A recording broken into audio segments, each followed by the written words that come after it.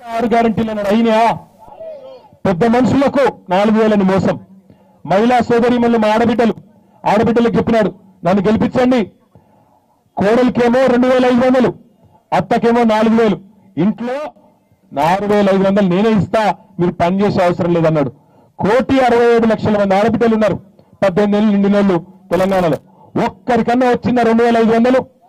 ఒక్కరికి రాదు రైతు బంధు రైతులను మోసం కేసీఆర్ బిచ్చమేసినట్టు 10,000 ఇస్తున్నాడు నేను 15,000 ఇస్తా మీరు నాకు ఓటు వేయండి అన్నాడు రాష్ట్రంలోని 60 లక్షల మంది రైతులను మోసం చేసిండు ఇదంతా ఎందుకు చెప్తున్నా మీకంటే 100 రోజులు 100 రోజులు 6 గ్యారెంటీలు అని ఊదరగొట్టి ఓట్లు వేయించుకొని స్టాంప్ పేపర్ల మీద సంతకాలు పెట్టి అఫిడవిట్ దేవుడి ముంగట పెట్టి దేవుళ్ళ మీద ఒట్లేసి నేను డిసెంబర్ 9 నాడు చేస్తా 7 నాడు చేస్తా 15 ఆగస్టు నాడు చేస్తా అని రుణమాఫీ అని ఇంకోటని ఎన్ని హామీలు ఇచ్చి అవన్నీ పక్కకు పెట్టి ఇలా వచ్చి మూసి మీద పడ్డాడు ఎందుకో తెలుసా కుర్చీ కాపాడుకోవడానికి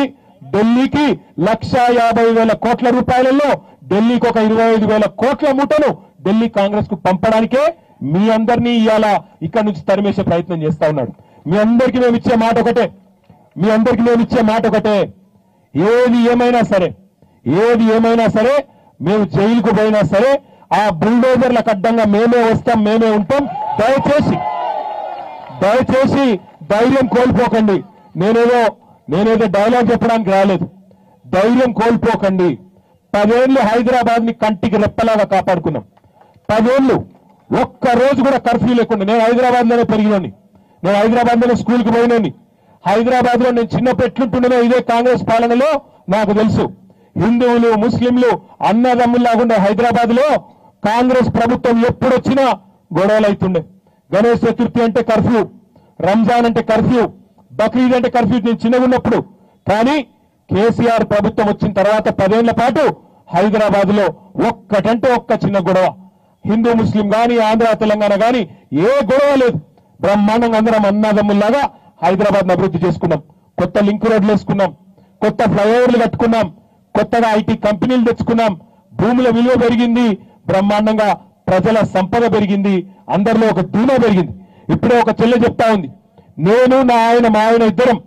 మా పిల్లలు 3 ఏళ్ల పిల్లలు 5 ఏళ్ల పిల్లలు మేము వాళ్ళ కోసం కష్టపడుతున్నాం 60 లక్షలు మా మొత్తం కుటుంబం ఆస్తి విలువ దానికోసం ఇద్దరం తనలాడుతున్నామన్నా పిల్లలను డే కేర్ పంపాను అట్లా ఒకరిద్దరు కాదు హైదరాబాద్ లో ఇవాళ లక్షల మంది మీరందరూ ఉన్నారు మీ అందరూ మొన్న ఎన్నికల్లో మీ మీద పగబట్టిండు రేవంత్ రెడ్డి ఎందుకంటే మీరందరూ మమ్మల్ని గెలిపించిండ్రు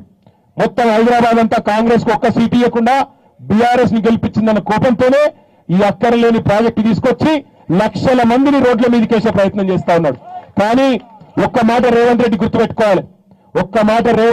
కాంగ్రెస్ వాళ్ళు గుర్తుపెట్టుకోవాలి మీ రాహుల్ గాంధీ ఏమో అక్కడ ఉపన్యాసాలు ఇస్తుండు హర్యానాలో ఉత్తరప్రదేశ్ లో బుల్డోజర్ రాజ్ నై చలేగా అంటుండు మరి మీ అయ్య జాగీరా ఇక్కడ ఎట్లా నడుస్తా నేను అడుగుతా ఉన్నా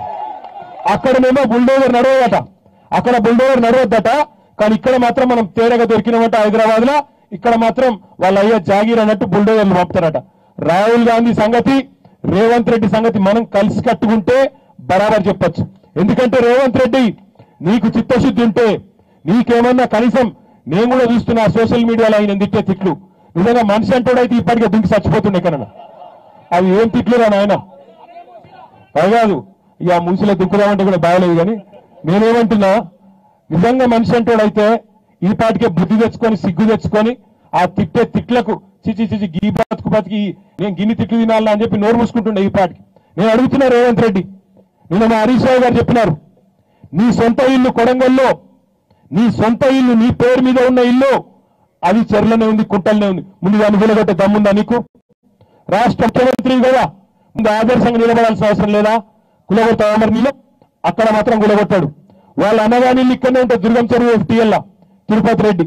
ఆయన చుట్టూ మాత్రం పోలీసు వాళ్ళు నిలబడాలి ఏది కూలగొట్టకుండా ఎవడన్నా వచ్చి కూలగొట్టడేమో అని పోలీసు వాళ్ళు పెట్టుకోవాలి ఆయన వీళ్ళిద్దరే కాదు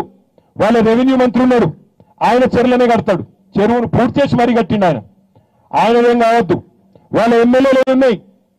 వివేక్ అంట అయినది KVP రామచంద్రరావు అంట అయినది ఇంకా చాలా మంది పెద్ద కాంగ్రెస్ నాయకులే అవన్నీ కూడా ఇండ్లు హిమాయత్ సాగర్ చుట్టూ ఉస్మాన్ సాగర్ చుట్టూ ఉన్నాయి రేవంత్ రెడ్డి నీకు చిత్తశుద్ధి ఉంటే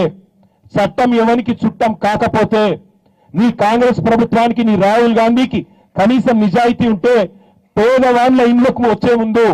పేదవాళ్ల ఇంటి దగ్గరకు వచ్చే ముందు మధ్యతరగతి ప్రజలు తమ చెమటతో తమ రక్తంతో మీరిచ్చిన రిజిస్ట్రేషన్లు